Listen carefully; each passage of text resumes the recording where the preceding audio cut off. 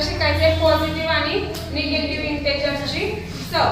तर first question बघा आहे -7 प्लस -3.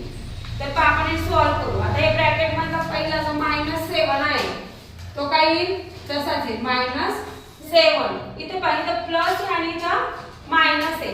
ज्यावेळेस ब्रॅकेट मध्ये मायनस असतं आणि बाहेर प्लस असतं तर त्या दोन चिन्हांचा काय होतं गुणाकार होतो. म्हणजे प्लस आणि मायनस काय होतं मायनस. आणि हे जे 3 आहे ते तसेच -7 आणि -3 दोन्ही संख्यांना मायनसचं चिन्ह आहे. दोन्ही पण संख्यांना काय आहे मायनसचं चिन्ह. मग ह्या अशा वेळेस इथं काय होणार मायनस मायनस प्लस. मग 7 आणि 3 काय होणार 7 10 काय होणार 10.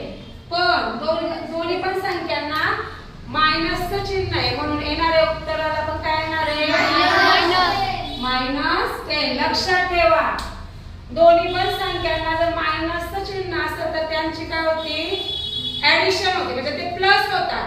पण जे उत्तराला चिन्ह येतं ते कोणतं येतं मायनसचं.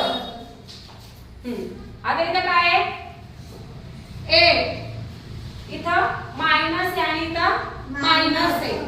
मायनस मायनस काय झालं चिन्ह कोणतं आलं इथं प्लस. हे बघा इथं मायनस आहे ब्रॅकेटच्या बाहेर मायनस आणि ब्रॅकेटच्या आतमध्ये पण मायनस आहे. तर हे मायनस आणि हे मायनस मिळून इथं काय झालंय प्लस. आणि हा जो 5 आहे तो तसा झाला. मग 8 आणि 5 किती झाले 13. आता बघा 6 - 9. आता इथं काय होणार आहे कोणती क्रिया आहे ऍडिशन का सबट्रॅक्शन सबट्रॅक्शन. तर 9 मधून 6 गेले किती राहिले 3. इथं 3. पण जे चिन्ह आहे ते कोणतं येणार आहे प्लस का मायनस काय येणार आहे मायनस.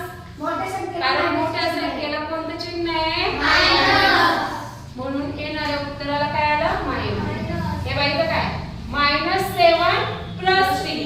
इथं पण काय होणार आहे सबट्रॅक्शन म्हणजे वजाबाकीची क्रिया होणार आहे. 7 मधून 3 गेले किती राहिले 4 4.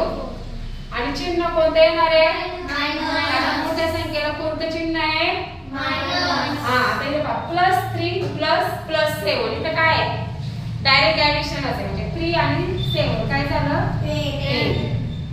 -8 - 9 काय प्लस